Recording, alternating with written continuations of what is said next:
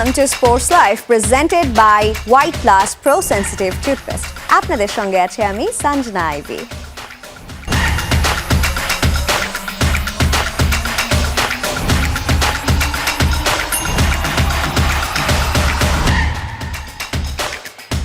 সময়ের রং বদলায় চেয়ারের মানুষ, তবে বদলায় না বাংলাদেশ ক্রিকেট বোর্ডের বাস্তব চিত্র। এখানে নীতি নৈতিকতার চেয়েও বড় হয়ে দাঁড়ায় ক্ষমতার সমীকরণ। কদিন আগেও যারা গঠনতন্ত্রের দোহাই দিয়ে অ্যাডহক কমিটির বিরোধিতা করেছিলেন, পরিবর্তনের হাওয়ায় তারাই এখন সুর মেলাচ্ছেন ভিন্ন গানে। এসবের মাঝে বিসিবি কি তবে রাজনীতিমুক্ত হওয়ার সুযোগটাই হারাচ্ছে বারবার? গেল 14 বছরের সেই যাত্রার কথা জানার চেষ্টা করেছেন রঞ্জন শান্ত।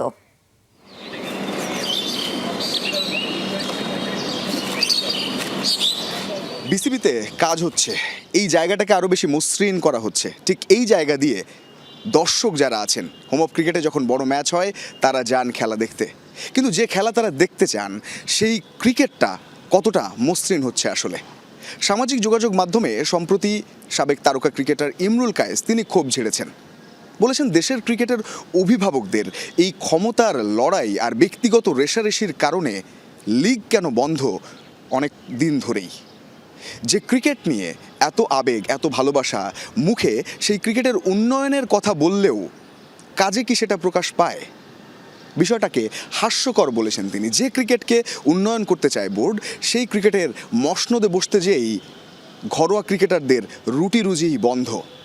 তাই প্রশ্ন থেকে যায়, যে ক্রিকেট কোনো ব্যক্তির নয়, যে ক্রিকেট কোটি মানুষের আবেগ, সেই আবেগ নিয়ে ক্ষমতার খেলা আদৌ কি বন্ধ হবে?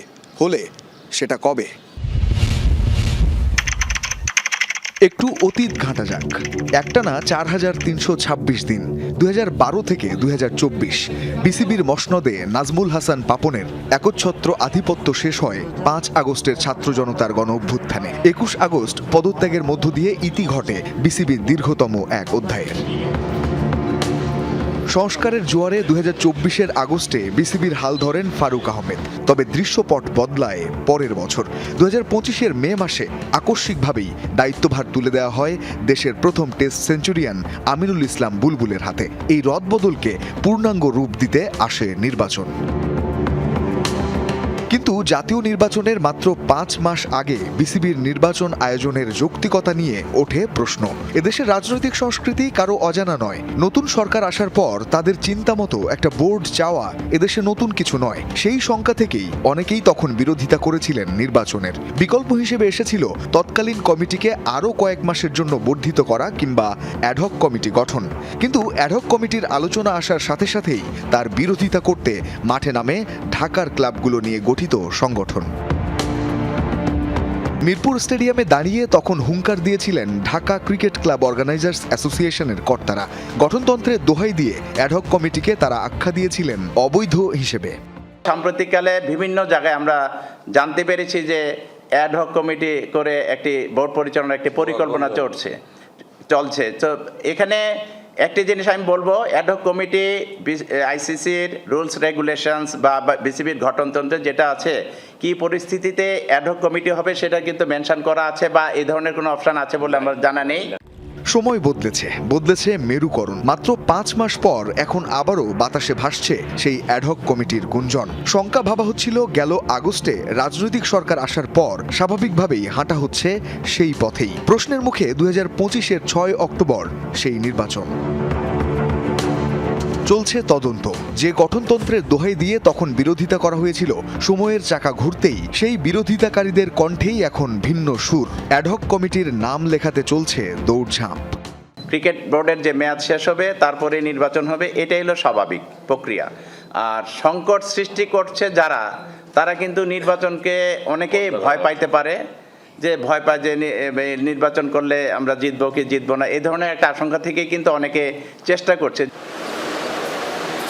যদিও বোর্ড থেকে দেখানো হচ্ছে আইসিসির নিষেধাজ্ঞার জুজু, তবে প্রশ্ন থেকেই যায়, বিসিবি কি তবে স্রেফ রাজনৈতিক পালাবদলের পর পছন্দের মানুষকে চেয়ারে বসানোর এক দাবার চাল? ক্রিকেট কি তবে জিম্মি কেবলই ক্ষমতার সমীকরণে? রঞ্জন শান্ত, যমুনা স্পোর্টস, ঢাকা। পদত্যাগ করেছেন আরও একজন বিসিবি পরিচালক। এবার পদত্যাগপত্র জমা দিয়েছেন বাংলাদেশ ক্রিকেট বোর্ডের লজিস্টিক্স অ্যান্ড প্রোটোকল কমিটির চেয়ারম্যান ও জাতীয় ক্রীড়া পরিষদের কোটায় মনোনীত পরিচালক ইয়াসির মোহাম্মদ ফয়সাল। ব্যক্তিগত কারণ দেখিয়ে বোর্ডের পরিচালক পদ থেকে সরে দাঁড়ানোর সিদ্ধান্ত নিয়েছেন ইয়াসির মোহাম্মদ ফয়সাল। বৃহস্পতিবার সকালে তিনি বিসিবি সভাপতি বরাবর নিজের পদত্যাগপত্র জমা দেন। ইয়াসির ফয়সাল সবশেষ অনুষ্ঠিত নির্বাচনে জাতীয় ক্রীড়া পরিষদের মনোনয়নে পরিচালক হিসেবে বোর্ডে অন্তর্ভুক্ত হন।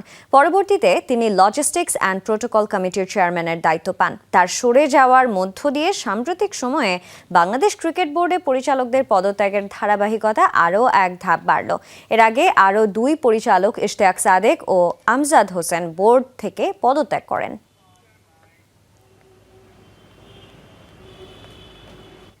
বৃহস্পতিবার শেষ হয়েছে বাংলাদেশ জাতীয় দলের ফিটনেস ক্যাম্প। শুক্রবার ছুটি, শনিবার থেকে শুরু স্কেল ক্যাম্প। এতদিন হেড কোচ ফিল সিমন্সের অধীনে অনুশীলন চলেছে, সেজন্য শুক্রবারই বাংলাদেশে চলে আসবেন কোচিং প্যানেলের বাকি সদস্যরা। নিউজিল্যান্ড সিরিজের দল দেয়া হবে 10 তারিখের পর। সৌম্য সরকার যেখান থেকে থ্রো করলেন, স্টাম্প থেকে তার দূরত্ব আর কতই বা হবে, 15 গজ 20 গজ, সেই জায়গা থেকেও ডিরেক্ট হিট করতে পারলেন না সৌম্য। বাংলাদেশের অন্যতম সেরা ফিল্ডারেরও মাথায় যদি হাত দিতে হয়, এই ছবিটাই কি বাংলাদেশের ফিল্ডিং দুর্দশার ছবি বোঝাতে যথেষ্ট নয়? সেই দুর্দশা দূর করতে চায় জাতীয় দল ম্যানেজমেন্ট। ফিল্ডিংয়ে হতে চায় আরও ক্ষিপ্ত, মিস করতে চায় না একটাও সুযোগ। তানজিম সাকিবের মতো করতে চায় ডিরেক্ট হিট, রান আউট।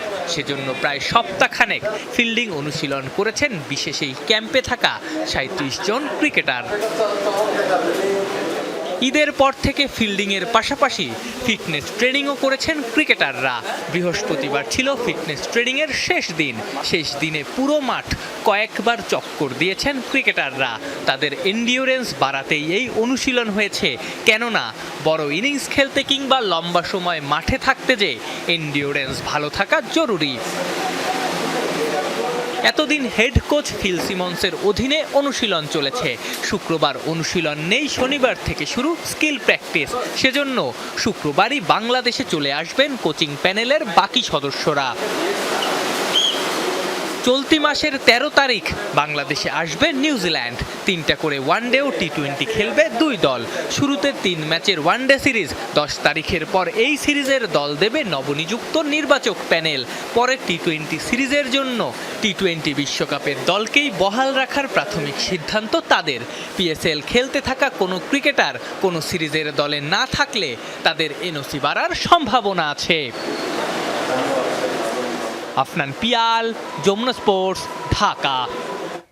প্রস্তুত সাফ অনূর্ধ্ব 20 চ্যাম্পিয়নশিপের শিরোপা নির্ধারণী মঞ্চ। দ্বিতীয় সেমিফাইনালে ভুটানকে বিধ্বস্ত করে ফাইনালে নাম লিখেছে ভারত, যেখানে তাদের অপেক্ষায় বাংলাদেশ। মেগা ফাইনালটি মাঠে গড়াবে শুক্রবার রাত 8টায়। ভুটানকে 5-0 গোলে উড়িয়ে দিয়ে দাপটের সাথে ফাইনালে পা রাখল ভারত। মালদ্বীপের মালেতে দ্বিতীয় সেমিফাইনালে পাত্তাই পায়নি ভুটান। এর আগে প্রথম সেমিফাইনালে নেপালকে 1-0 গোলে হারিয়ে নিজেদের কাজ সেরে রেখেছিল মারুফুল হকের শিষ্যরা। গ্রুপ পর্বেও এই দুই দলের দেখা হয়েছিল, যেখানে ভারতের সাথে 1-1 গোলে ড্র করেছিল লাল সবুজের প্রতিনিধিরা। সাফের বয়সভিত্তিক আসরে এটি দুই দলের চতুর্থ ফাইনাল। আগের 3বারই ভারতের কাছে স্বপ্নভঙ্গ হয়েছিল বাংলাদেশের। এবারে অনূর্ধ্ব 20 নারী এশিয়ান কাপের খবর। থাইল্যান্ডের কাছে প্রথম ম্যাচে হারের পর রিকভারি ট্রেনিং সেশন সম্পন্ন করেছে বাংলাদেশ।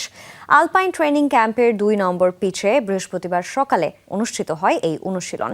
বল পজিশন ধরে রাখা সহ টেকনিক্যাল ও ট্যাকটিক্যাল বিষয়গুলো নিয়ে কাজ করেন ফুটবলাররা। উন্নতির জায়গা ও কৌশলী পরিবর্তনের বিষয়গুলো তুলে ধরেন কোচিং স্টাফরা। এদিকে 4 এপ্রিল শক্তিশালী চীনের আগে মাঠে নামার আগে নিজেদের সেরাটা দেওয়ার প্রত্যয় পুরো দলের। প্রথম ম্যাচে আমি 2টা গোল করছি, অনেক ভালো লাগতেছিল। কিন্তু আমার টিম সাপোর্ট দিছিল, টিম যদি বল না দিত তাহলে আমি গোল করতে পারতাম না। পরের ম্যাচের জন্য অবশ্যই প্রস্তুত আছি। আমরা সবাই চেষ্টা করব ভালো কিছু করার জন্য, ইনশাআল্লাহ ভালো কিছু করে মাঠ থেকে ফিরবো। আমরা ম্যাচ বাই ম্যাচ চিন্তা করতেছি, আমরা লাস্ট ম্যাচ কি করেছি, ভুল করেছি, সেটা নিয়ে আমরা আজকে কাজ করেছি। এবং আগামী 4 তারিখ আমরা চায়নার সাথে ম্যাচ খেলবো। চায়নার সাথে কিভাবে খেলবো, সেই ভুলগুলি যেন না হয় সেটার জন্য আমরা আজকে প্রিপারেশন নিয়েছি। বার্লিনের সেই নীল আকাশ আজ রোমের বিষাদে ঢাকা। টানা 3 বার বিশ্বকাপ থেকে ছিটকে গিয়ে পেরলো ক্যানাভারোদের উত্তরসূরিরা আজ দিশেহারা এক ধ্বংসস্তূপের নাম। নেই কোনো নতুন তুর্কি, নেই লড়াকু মানসিকতা, অবকাঠামো আর আর্থিক সংকট তো আছেই, সেই সাথে ঘরোয়া লিগে বিদেশিদের দাপট। কোন অতলে তলিয়ে যাচ্ছে 4 বারের বিশ্ব চ্যাম্পিয়ন আজুরিরা, আর কত দীর্ঘ হবে ইতালির এই নীল বেদনা? সময়টা ছিল 2006। বার্নিলের আকাশ তখন ইতালির নীল রঙে রঙিন। পিরলো, মাতারাজ্জি, দেল পিয়েত্রোদের হাত ধরে ইতালি জিতেছিল তাদের 4র্থ বিশ্বকাপ। বিশ্ব ফুটবল তখন মাথা নত করেছিল আরুজ্জিদের দাপটে। কিন্তু কে জানতো সেই সোনালী ইতিহাসই একদিন কেবল দীর্ঘশ্বাসের কারণ হবে। 20 বছর পর সেই একই ইতালি আজ এক ধ্বংসস্তূপের নাম। 2010-2014তে গ্রুপ পর্ব থেকে বিদায়, আর তারপর 2018, 2022 এবং এখন 2026, টানা 3 বার বিশ্বমঞ্চে আরুজ্জিদের জার্সি আর দেখা যাবে না। ফুটবল বিধাতা যেন বড্ড নিষ্ঠুর হয়ে মুখ ফিরিয়ে নিয়েছেন 4 বারের চ্যাম্পিয়নদের কাছ থেকে। কিন্তু কেন এই পতন? প্রধান কারণ তাদের জরাজীর্ণ যুব একাডেমি ব্যবস্থা। স্পেন বা ফ্রান্সের মতো তরুণ তুর্কি তৈরিতে ব্যর্থ হচ্ছে আরুজ্জিরা, কারণ তারা এখন বিদেশি খেলোয়াড় নির্ভর। যে সিরিয়া এক সময় বিশ্বসেরাদের ঘর ছিল, আজ সেখানে রাজত্ব করছেন বিদেশিরা। 1955 সালে বসমান রায়ের পরে বদলে যায় সবকিছু। তাতে করে শতাব্দীর শেষ দিকে সিরিয়াতে বিদেশি খেলোয়াড়দের সংখ্যা বেড়ে যায়। লাউতারো মার্তিনেজদের গোল বন্যায় যখন লিগ ভাসে, তখন ইতালির নিজস্ব প্রতিভাগুলোকে খুঁজে পাওয়া যায় না। তৈরি হচ্ছে না জাতীয় দলের ব্যাকআপ লাইন। বিশেষজ্ঞদের মতে একাডেমিগুলোর ব্যর্থতা আর ক্লাবের লোকসান কুরে কুরে খাচ্ছে ইতালিয়ান ফুটবল কাঠামোকে। ঘরোয়া লিগ সিরিয়াতে ইতালীয় তরুণদের জায়গা হওয়াটা এখন আকাশকুসুম কল্পনা। 18-19 বছরের তরুণরা যেখানে ইংল্যান্ড বা স্পেনে বড় ম্যাচের চাপ সামলাচ্ছে, ইতালিতে তারা 20-22 বছর বয়স পর্যন্ত কাটায় সাইড বেঞ্চে। এছাড়া আধুনিক ফুটবলের হাই প্রেসিং গেমের যুগে ইতালি এখনো সেই পুরানো কাতেনাচিও বা অতি রক্ষণাত্মক মানসিকতা থেকে বের হতে পারেনি। 2006 সালে ইতালির ফুটবলে নেমে আসা ক্যালসিওপোলি কেলেঙ্কারিতে সিরিয়া থেকে সিরিয়া বিতে নেমে যায় তৎকালীন চ্যাম্পিয়ন ইউভেন্টাস। সামাজিকভাবেই তখন কমা শুরু করে ইতালিয়ান ফুটবলের ব্র্যান্ডিং। শিশু বা তরুণরা আগ্রহ হারাতে থাকে ফুটবল থেকে। ক্লাবগুলোতে দেখা যায় আর্থিক সংকট, বিনিয়োগ কমতে থাকে ফুটবলে। ক্যাম্প নো, বার্নাবো বা স্ট্যামফোর্ড ব্রিজের মতো ক্লাবের স্টেডিয়ামগুলো যেখানে ইউরোপিয়ান ফুটবলের আলাদা ব্র্যান্ড, সেখানে ইতালির ক্লাবগুলোর নেই নিজস্ব কোনো ভেন্যু। এই সকল সংকটকে উদ্দেশ্য করে ইতালিয়ান গ্রেট রবার্তো বাজ্জিও 2010 সালে চিঠিও দিয়েছিলেন ফুটবল ফেডারেশনকে। 2026 সালে এসে বাজ্জিওর 900 পৃষ্ঠার সেই চিঠির যথার্থতা প্রমাণ হয়। পুরনো অবকাঠামো আর আর্থিক সংকট তো আছেই, সাথে যোগ হয়েছে বড় ম্যাচের মানসিক দৃঢ়তার অভাব। ক্যানভারো বা বুফনের মতো মাঠের দিশা হারাচ্ছে নীল জার্সিধারীরা। বড় ম্যাচগুলোতে পেনাল্টি মিস করা কিংবা খেই হারিয়ে ফেলা এখন প্লে অফ সিনড্রোমে পরিণত হয়েছে। যে গাত্তুসো 2006-এ লড়াকু যোদ্ধা হিসেবে কাপ জিতিয়েছিলেন, আজ কোচ হিসেবে তার চোখেও জল। ভাঙা ভাঙা গলায় গাত্তুসো জানান, ছেলেরা সব উজাড় করে দিয়েছিল, এই হার তাদের প্রাপ্য ছিল না। র্যাঙ্কিংয়ের 65 নম্বর দল বসনিয়ার কাছে হেরে 12 নম্বর ইতালির বিশ্ব স্বপ্ন এখন 2030 সাল পর্যন্ত স্থগিত। রোম আজ কাঁদছে পুরো ফুটবল বিশ্ব। মাঠের লড়াইয়ে আরুজ্জিরা কি ফিরবে তাদের হারানো রাজত্বে, নাকি এই নীল বেদনা আরও দীর্ঘ হবে? রিয়ান রাফতি, যমুনা স্পোর্টস। আমি মুসলমান, আলহামদুলিল্লাহ। স্পেন মিশর ম্যাচে দেয়া মুসলিম বিদ্বেষী স্লোগানের জবাব এভাবেই দিয়েছেন স্প্যানিশ তারকা লামিন ইয়ামাল। সামাজিক মাধ্যমে দেয়া এক পোস্টে পুরো ঘটনাকে অগ্রহণযোগ্য ও অসম্মানজনক দাবি করেন। এই ঘটনার প্রতিবাদ জানিয়ে অগ্রহণযোগ্য দাবি করেছেন স্পেন প্রধানমন্ত্রীও। তদন্ত করেছে বিশ্ব ফুটবলের নিয়ন্ত্রক সংস্থা ফিফা। ইরান যুদ্ধে যুক্তরাষ্ট্রকে নিজেদের মাটি ব্যবহার করতে না দিয়ে যখন প্রশংসায় ভাসছে স্পেন, তখনই বিতর্কিত এক ঘটনায় বিব্রতকর অবস্থানে ইউরোপের দেশটি। ফিফা প্রীতি ম্যাচে ঘরের মাঠে মিশরের সঙ্গে গোলশূন্য ড্র করেছে স্পেন। বার্সেলোনার সে ম্যাচে গ্যালারি থেকে মুসলিম বিদ্বেষী স্লোগান দিয়েছে কিছু সমর্থক, যার প্রতিবাদে সরব ফুটবল বিশ্ব। বাদ যাননি খোদ স্পেন তারকা লামিনে ইয়ামাল। নিজের মুসলিম পরিচয়কে তুলে ধরে পুরো ঘটনাকে অগ্রহণযোগ্য ও অসম্মানজনক দাবি করে পোস্ট দিয়েছেন সামাজিক যোগাযোগ মাধ্যমে। আমি মুসলমান, আলহামদুলিল্লাহ। স্টেডিয়ামে তুমি যদি লাফ না দাও তবে তুমি মুসলিম, এ ধরনের স্লোগান দেয়া হচ্ছিল। আমি জানি এগুলো প্রতিপক্ষকে লক্ষ্য করে বলা হয়েছে, ব্যক্তিগতভাবে আমাকে নয়। তবুও একজন মুসলিম হিসেবে এটি অসম্মানজনক এবং সম্পূর্ণ অগ্রহণযোগ্য। মুসলিম বিদ্বেষী স্লোগানের পর নড়েচড়ে বসেছে স্পেন ফুটবল ফেডারেশন। ঘটনার তদন্ত করছে দেশটির পুলিশ বিভাগ। ইয়ামালের পাশে দাঁড়িয়ে আছেন ব্রাজিলিয়ান তারকা ভিনিসিয়াস জুনিয়র ও পিএসজি তারকা আশরাফ হাকিমি। আর এই ঘটনাকে বর্ণবাদী আচরণ দাবি করে অন্যের বিশ্বাসকে সম্মান জানানোর দাবি জানান ইয়ামাল।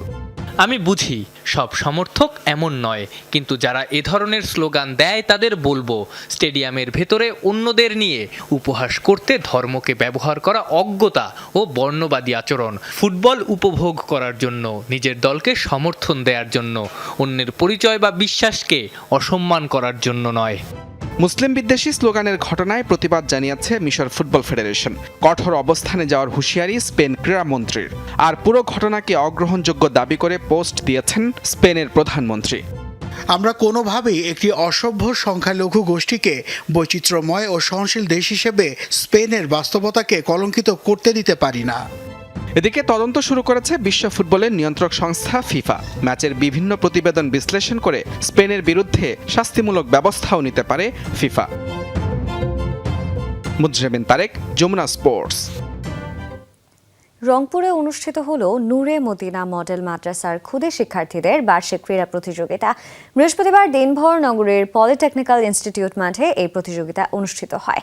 এতে দৌড়, ব্যাং দৌড়, বেলুন ফাটানো সহ বিভিন্ন প্রতিযোগিতায় মেতে ওঠেন শিশু শিক্ষার্থীরা। অভিভাবকরাও অংশ নেন বালিশ সহ বিভিন্ন খেলায়। ক্রীড়া প্রতিযোগিতা উপলক্ষে শিক্ষক, শিক্ষার্থী ও অভিভাবকদের মিলন মেলায় পরিণত হয় মাঠ।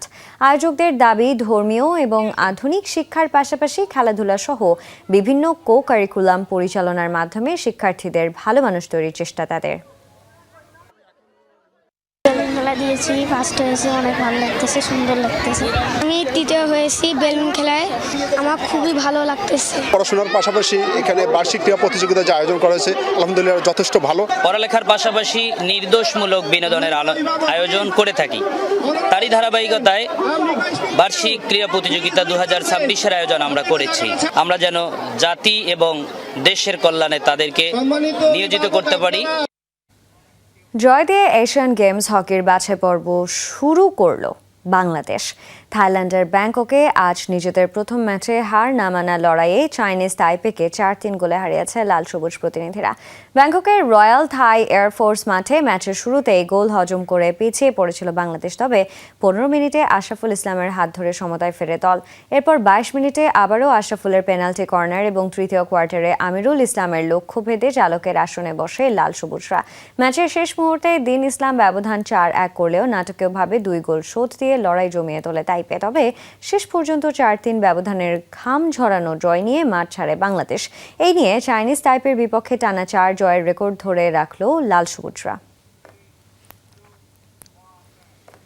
মাঠের লড়াই শুরুর আগেই টিকিট নিয়ে চরম বিপাকে ফিফা। 48 দল চূড়ান্ত হওয়ার পর শেষ ধাপের টিকিট বিক্রি শুরু করতেই দেখা দিয়েছে কারিগরি জটিলতা।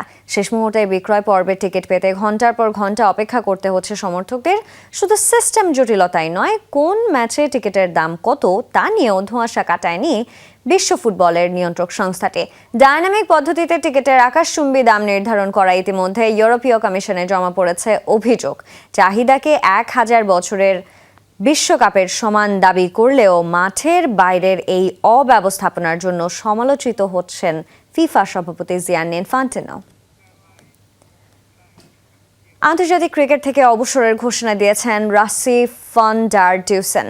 ক্রিকেট দক্ষিণ আফ্রিকার সাথে হাইব্রিড কেন্দ্রীয় চুক্তিতে থাকা এই ব্যাটার 2026-27 মৌসুমের জন্য নতুন করে সই করেননি চুক্তিতে। প্রায় 7 মাস জাতীয় দলের বাইরে থাকা ডিউসেন শেষ পর্যন্ত অবসরের সিদ্ধান্ত নিলেও চালিয়ে যাবেন ঘরোয়া ও ফ্র্যাঞ্চাইজি ক্রিকেট। প্রোটিয়াদের পরবর্তী প্রজন্মের ক্রিকেটারদের মেন্টর হিসেবে কাজ করার প্রতিশ্রুতিও দেন 37 বছর বয়সী এই ক্রিকেটার। সামাজিক যোগাযোগ মাধ্যমে দেয়া এক পোস্টে দেশের হয়ে প্রতিনিধিত্ব করাকে সম্মানের বলে আখ্যা দেন তিনি।